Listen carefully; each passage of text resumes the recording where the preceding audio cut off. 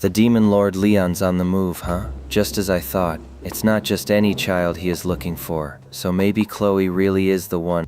It meant that Leon's true desire wasn't the children, but a certain person who came from another world. By the laws of cause and effect, this made it seem quite likely that Chloe was what Leon wanted. Kigali raised the first concern. But, Sir Yuuki, Leon's not necessarily going to do what we want, will he?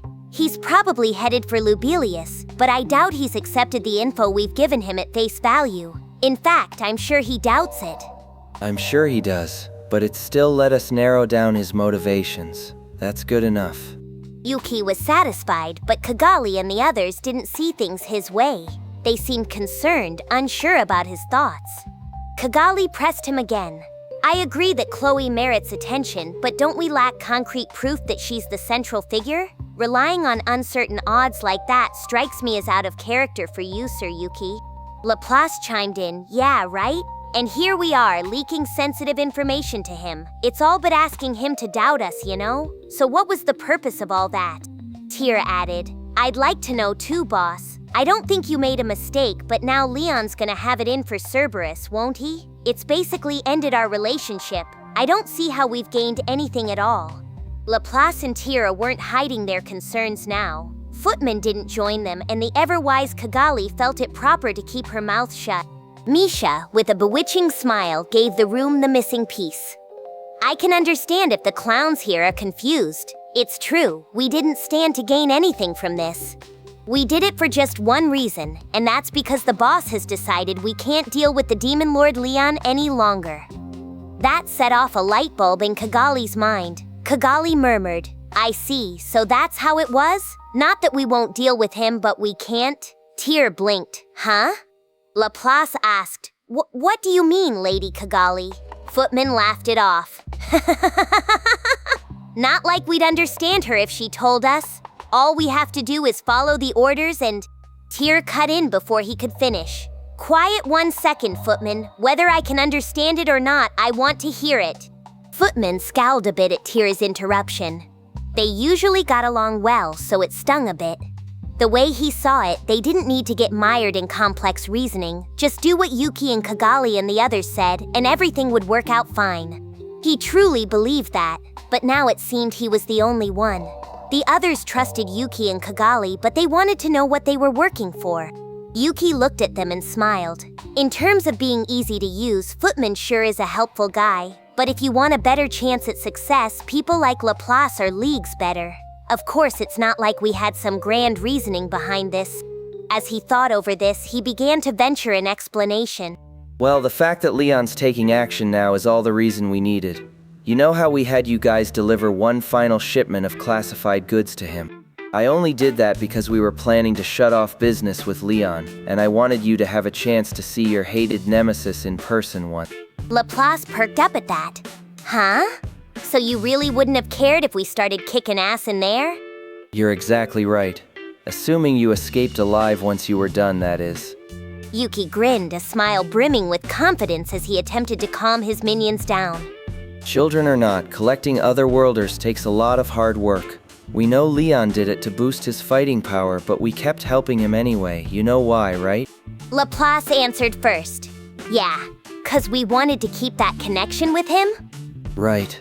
So what did we need to keep that relationship going? Ch3 followed the logic.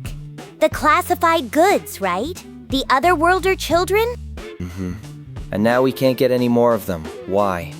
Laplace's voice trailed off as he caught on. Well, because the Rozzos we had been counting on to summon them for us are… Oh. Ch3 asked. What? What is it? You see, Ch3, this way we can pin the blame for cutting things off on the Rozzos. If we can't get any new supply in, we certainly can't keep our business going. We can't go around looking for kids that just happen to wander into this world, but we can pretend we are and sell them that way. So this way we're seizing the initiative. Even if we cut Leon off for now, we can still make contact with him later if we need him. Ch3 still wasn't convinced. But that's still no reason to deliberately make him suspect us.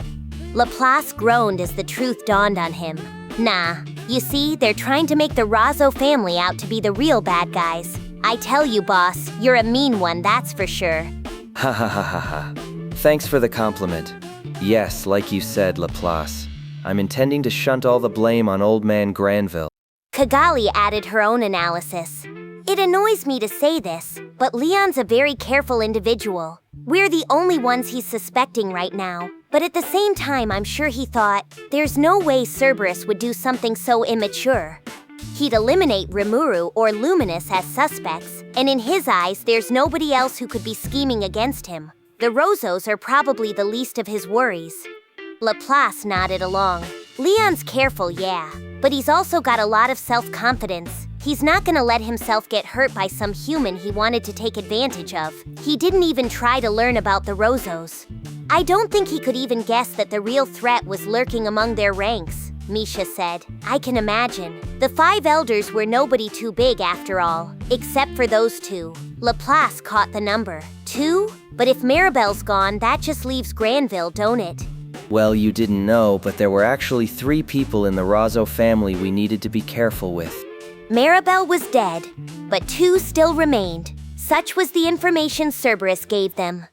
Of course, to be exact, it's not one of the elders. It's this one guy who worked for Ch3, that frontier Margrave, and he's apparently real bad news. With a grin, Yuuki told the room what he knew.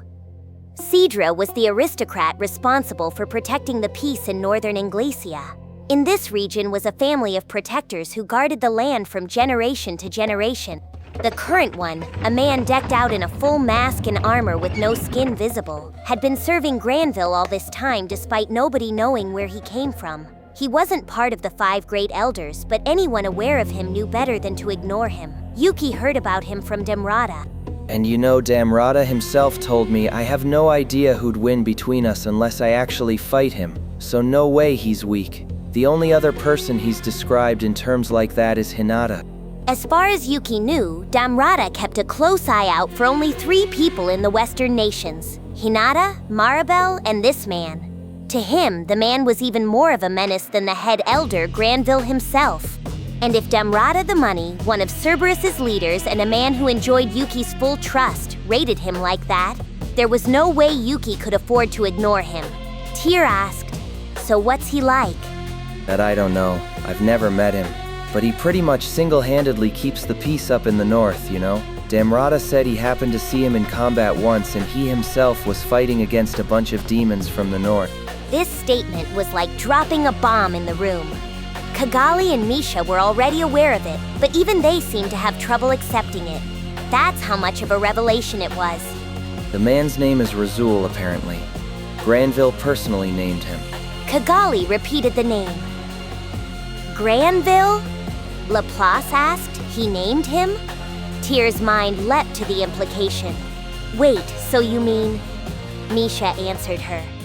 You weren't aware of that, Lady Kigali? Well, it's true. Damrata told me that Razul isn't human. Yuuki added another detail. Yeah, he doesn't wear all that armor just to protect himself. It's also so nobody finds out what he is, according to Damrata. To Laplace and the others, however, that was just a small detail. Laplace pushed past it. That doesn't matter. Let me get this straight. By demons from the north, do you mean from the lands of that demon lord? Kigali's composure cracked. Right! If the Lord of Darkness is taking action, the West would have been a heap of ash long ago. Nobody, not even Yuuki, could smile at the normally composed Laplace and Kigali acting so out of sorts. Please, calm down. You guys are pretty scared of the Demon Lord Guy Crimson, huh? Well, we're fine for now. Regarding your question, yes, the northern demons were people working under Guy. It looks like Guy's tolerating it when his forces decide to attack human settlements for fun.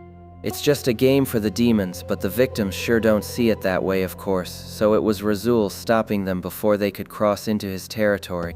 Just one man, protecting human society from all those demons?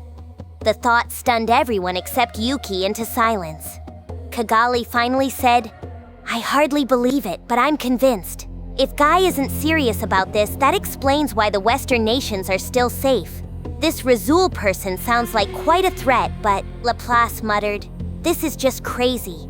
Not even I could pull a stunt like that. Tyra brought the subject back around. But, I know he's strong and all, but what's he have to do with Leon? Are we trying to have Leon travel north and fight against him? As everyone regained their composure, Yuuki found himself smiling at Tira's question. Right, let's go back to the main topic. Like I said, the Rozzos have this Razul as kind of a last resort. He's there to fend off the demons who might attack at any time, so they couldn't afford to move him away from the north. That was why not even Maribel factored Razul into his calculations. Why not? Because as a champion working directly under Granville Rozzo, not even Maribel had the clout to order him around. Yuuki had been aware of Razul for some time now. He hadn't used him in his strategizing so far because he simply didn't have the chance. Any false move with him and Gia's forces were capable of laying waste to the west. He didn't want that, and thus the northern regions were hands-off to him. Now, however, things had changed. I'm going to level with all of you. A while back, I had a conference with Granville where we worked out an agreement I've already briefed you about. The smile disappeared from Yuki's face. Everyone else nodded. Kigali said, "Right. The god worshipped by the Western Holy Church was exactly who we expected it to be. And out of sadness for losing Maribel, Granville decided to join forces with you, Sir Yuuki." Laplace muttered, "Stupid old man." Kigali snapped back, "Silence, Laplace." So along those lines, Granville asked for your help with something. Are the preparations for that going along well, Sir Yuuki? Yuuki and Granville's secret meeting. In the midst of it, Yuuki was the one who informed Granville of Maribel's death. She had challenged the demon lord Rimuru to battle and lost. Left with no other option, she set off a magical control reactor, got caught in the resulting explosion, and died. It was the same story Yuuki told Rimuru earlier. Yuuki had considered giving Granville another lie but opted against it. Now that Rimuru's suspicions of him were gone, he didn't want to be needlessly inconsistent. Although he couldn't say how Granville would react, Yuuki wasn't at all afraid of him alone. Even if he was part of the 7 Days clergy, those protectors of humankind, Yuuki saw him as just a poor elderly man possessed by a mad, greedy desire for power. He wasn't about to let his guard down, but he viewed Granville as a beatable opponent. The old man had several of his guards with him at the conference, including a couple of other worlders. It'd be a bad idea to make enemies out of all of them, but Yuuki still felt at ease. With Maribel gone, all he really needed to watch out for was this Razul guy. Thus, he faced up against Granville, not bothering to hide his true nature. I see. So Maribel is dead. And let me tell you, it was hard for me as well. Her controlling me, making me fight against Rimuru. I know the free guild's built under the council and gets their operating budget from them, but this is really a breach of contract, isn't it?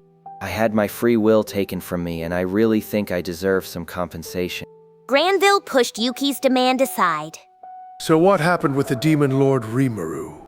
Yuuki expected that to some extent, shrugging without showing any real disappointment. What happened? Nothing, really. He may have doubted you before, perhaps, but now I think he believes all of this was Maribel's scheme. That's the way I framed it with him, besides, and I hope you won't think ill of me for it. Granville's expression hinted at severe exhaustion, something Yuuki didn't anticipate. He shut his eyes tightly, remaining silent for a moment. I see. So Maribel is gone. Now all hope is lost for the Rozzo family. And if it is, we must use the secret treasure she hid away for our revenge. She? And a secret treasure, you say? I'm not sure what you're talking about, but I'd like to stay out of it if you don't mind. Don't say that, Yuuki. You know already, don't you? You're no fool. No what? That the god of Luminism is none other than the demon lord Luminus herself. Oh. Yuuki had assumed as much, but it surprised him to hear it from Granville's own lips. At the same time, he wondered why he'd reveal such a vital secret to him. Well, if you're telling me that, then what are you scheming? Scheming? Oh, don't call it that. I've accepted you, you know. With Maribel gone, you're the only person I could entrust the future of the Western nations to, or really, the human race itself. Granville rose from his sofa, speaking to Yuuki in exaggerated tones. Yuuki wasn't obedient enough to believe him. Come on. I don't need to be some savior. Rimuru's probably gonna step up to do that anyway. He really does want to live alongside humankind, you know. Yuuki snickered a little. He assumed all talks were off now. But Granville wasn't done yet. You're still young, Yuuki, very young. Maribel could see into the future, but it appears that you cannot. That demon lord Rimuru, we cannot ever permit his continued existence. Lady Luminus had no interest in the human world, and that's exactly why she and they could coexist. But not Rimuru. He's going to corrupt humanity and spread chaos worldwide, I'm sure of it. There will be seas of blood. Oh? Wow. What's your basis for saying that? My sixth sense. Huh? That's kind of irrational. My sixth sense is a former hero. It is pleading with me to slay the demon lord Rimuru. This made Yuuki pause. He squinted at Granville. He may have called himself a former hero, but to Yuuki he looked like a shriveled old man. He had fancy clothes, sharp eyes, and the charisma and drive of a leader and ruler. But Yuuki just couldn't see the kind of strength that would put Granville above Maribel. A hero? You're joking. You can choose to believe me or not, but I want to know whether you'll assist me in defeating the demon lord Rimuru. Haha, assist you. Why would I ever agree to something so hazardous? I want to keep my current relationship with him. Enough nonsense, you fool. Maribel is dead. Now's not the time for us to be playing mind games with each other. We could leave everything to the Empire, but there's too many question marks in their government, and who knows how much we can trust the merchants you're connected to. Who's talking nonsense now? Yuuki thought, chiding Granville in his mind. Unlike Granville, he didn't take a human's first approach to life. No matter what happens to humankind, it was all good to him, as long as he had full control of it in the end. But this talk of a secret treasure still concerned him. By the sound of it, Granville felt this would be enough to defeat Rimuru, and Yuuki wanted to find out what it was. Granville, meanwhile, paid Yuuki's thoughts no mind. I won't ask you to believe me. I simply want us to join forces just once. Again, how does that benefit me? I will grant you Lady Luminus's hidden treasure. And that is? The ultimate weapon. The one that sealed Veldora away. Yuuki was struck speechless. This sudden bombshell was impossible for him to ignore. The greatest hero of all time. I have not met her personally, but Lady Luminus is protecting her in a special ark. A demon lord protecting a hero? What kind of joke is that? Ha ha ha, none of that now. I was just as confused at first. But in the great battles that unfold in this world every few hundred years, I have seen this hero in action. Truly, she is the supreme figure among her kind, capable of annihilating any form of evil. Stronger than you in your prime? I would not even compare. Those words sounded honest to Yuuki, and he was pretty confident in his lie detection skills. Granville was telling the truth, and if he was, Yuuki had an idea why this hero disappeared and left Shizuizawa to herself. Yuuki's thoughts moved ahead of the room. There must be some limit to this hero's career. Her lifespan. Well, regardless of the reason, if we can seize that ark or whatever Luminus is guarding, we can get the strongest pawn of all for ourselves, and then...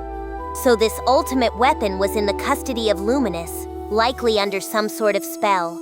If Yuuki and his friends could figure out what kind of spell it was... That's quite fascinating, but I'm not enough of a mark to believe you at face value. I'm sure you're not, so here's a suggestion. I will attack and cause a scene at their main cathedral.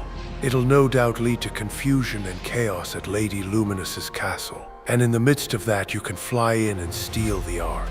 It was an attractive suggestion, so advantageous to Yuuki, in fact, that he doubted it all the more. What do you gain from this? Isn't the demon lord Luminus your master?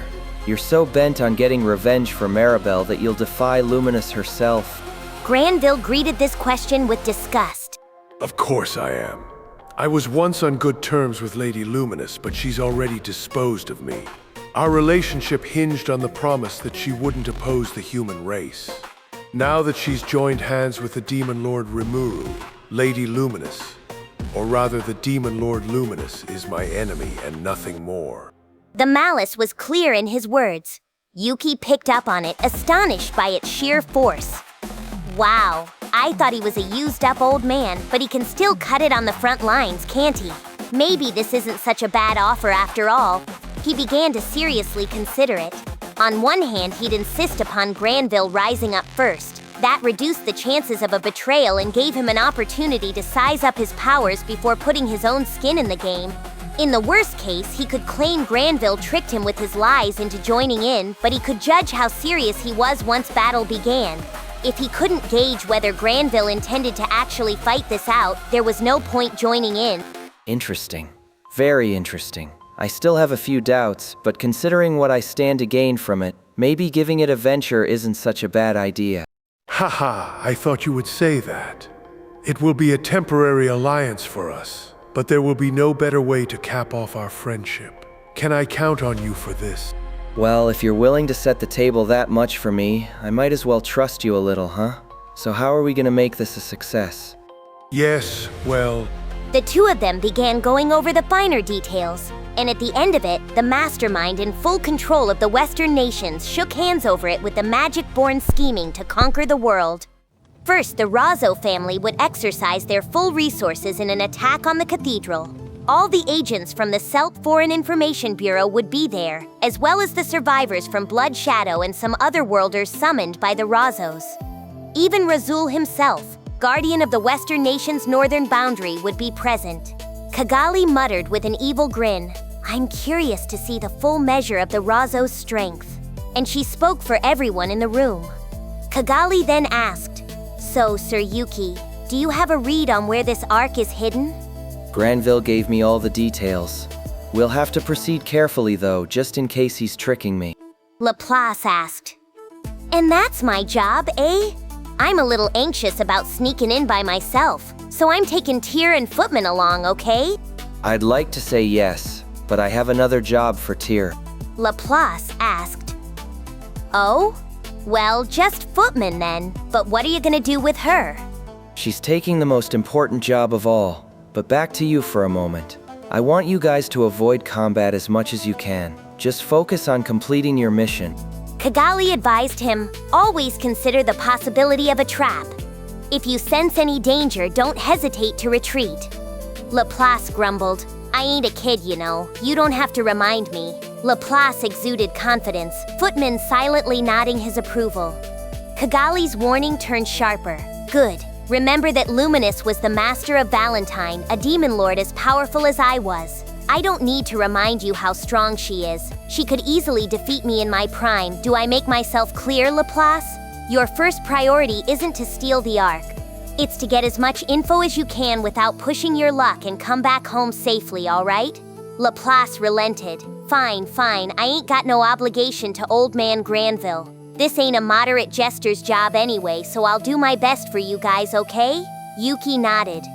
Yeah, so for this job, I'm gonna be supporting you. If that Ark's every bit the decisive weapon Granville claims it is... Laplace's pride stung. "Support? What, don't you trust me? That hurts?" It's not that. We need to firm up our defense. There's bound to be a trap or two, so we can't be too careful. Yuuki trusted Laplace and his cohorts well enough. This time, though, not even he could predict what would happen.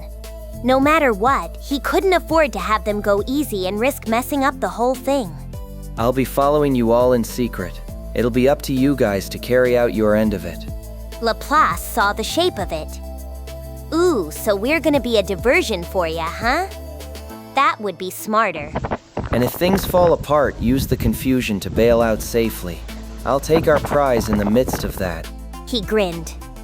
The plan was perfect, and after several rounds of planning with Granville, Yuuki realized he was dead serious about it. This was definitely going to be the best shot he'd get. The chances of another opportunity like this were slim to none.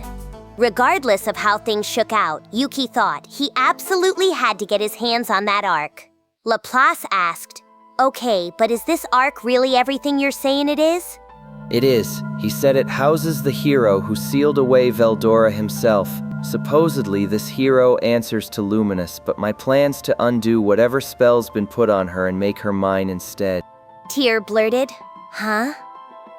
Kigali couldn't hide her shock. Seriously? Are you kidding me? Misha asked.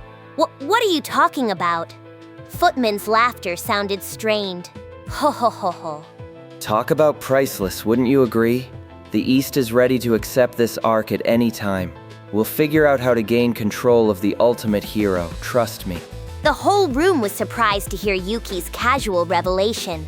Now the Ark was more valuable than any of them could imagine, and it was hard for anyone to hide their excitement. Even Misha, who was ordered to prepare for this Ark in advance, couldn't hide her blushing cheeks. How could she? They were attempting to gain control over the figure who defeated the true dragon, the most powerful presence in the world. World conquest, as envisioned by Yuuki and Cerberus, was no pipe dream now. Laplace said, "I can see why you're being so careful then, boss." Kigali offered at once, "Yes, if that's how things are, I'd gladly volunteer to join in the research." Haha, not so fast, Kigali. It's too dangerous to accept Granville's story at face value, but I do think it's pretty plausible, so we can't mess this up. Misha addressed the room. "I'm sure Sir Yuki's presence puts all our minds at ease, but we can't afford to have any of you drag us down, am I clear?" Laplace answered, "Roger that." Footman followed with a laugh. "Ho ho ho! Understood!" Learning the gravity of their mission enthused Laplace and Footman all the more. Yuki gave them both satisfied looks, then turned to Tyr. Now, Tyr, we're actually going to have the Demon Lord Leon's support for this operation. It'd be rude if we didn't give him a warm welcome. With Leon on the move, Yuki's team now had a mission. If he chose to stay put, they would have likely done the same, maybe providing a little help on the sidelines, but now even Leon was on his way to Lubelius's Holy Lands. No doubt about it, the battlefield was going to be chaotic. Kigali said, "If Leon's been lured here, we should make him think Cerberus is being used by the Rozzos too. That way he'll mistakenly believe that he can trust us." Tyr caught on. "And then we can tell Rimuru that Leon's ruthlessly after those little kids, right?" Kigali answered, "Right, and to make that more convincing, we need some of the kids we were planning to give Leon." Tyr brightened. "Oh, and that's where I come in?" You got it, Tyr. It'll mean showing your face in public, but knowing you, it's not gonna blow your cover, is it? Tyr declared, "Not at all. With my acting skills, duping Rimuru is no problem." She was ready for the job, but Yuki still cruelly shook his head. Well, I have high hopes for that, but it's not gonna be enough. The Demon Lord Rimuru's an incredibly cautious leader, and he's got a real sharp eye for trouble. He might realize we're up to something, so we're gonna need to confer with Granville first. In hushed tones, he gave his orders to Tyr. The evil thoughts of the magic-born began to swell past all limits. The fated day was soon, very soon. Deep inside a darkened room, Of course we will strike the Demon Lord Rimuru, and the Demon Lord Leon, and Lady Luminus as well. Granville's eyes were twin wells of bottomless hatred as he muttered the words. For more than 1,000 years, he had devoted himself to humankind. Perhaps his goals had shifted over time toward absolute rule and administration with an elite secret cadre, but there was no doubting his ultimate goal of peace across human society. It presented him with one hardship after another, an endless string of betrayals accompanied by the deaths of the companions who supported him. Still, with his indomitable spirit, Granville had overcome all his hardship, guarding the people of this world up to now. The Demon Lord Luminus assisted him, but his own efforts were just as extraordinary. Those long-gone days when he discussed his ideals with his friends, the promises he forged with those who died before him, they all led up to the birth of Maribel, a great hope that brought his plans one step away from fruition. But now that hope was gone. His ultimate dream was to merge West with East, creating a united front to face the Demon Lords. Otherwise, keeping human society going seemed impossibly difficult. Now that the Octagram had been formed, their power was simply too great. They were too down from their days as the 10 great Demon Lords, but their authority was more dominant than ever before. Guy Crimson, the Lord of Darkness, was letting his demons treat the Northern Lands as their personal playground. Earthquake Dagrel's interests in territorial expansion were drawing his attention toward human lands. He hadn't acted yet, out of concern over clashes with the Queen of Nightmares, but he couldn't restrain himself forever.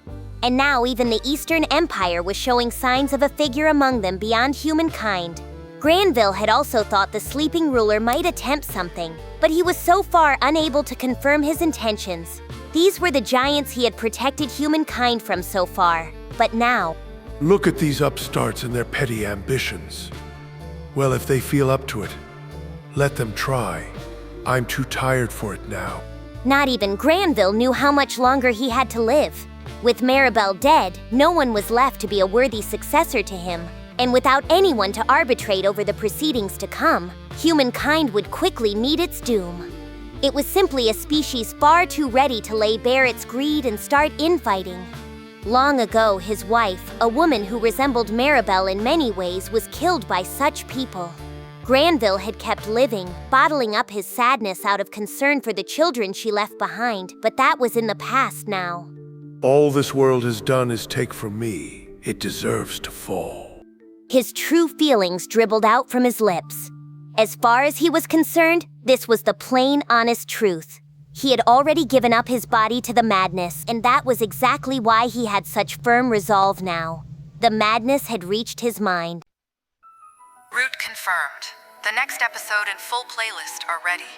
Then don't stop here. Keep watching in story order and subscribe before the next part drops.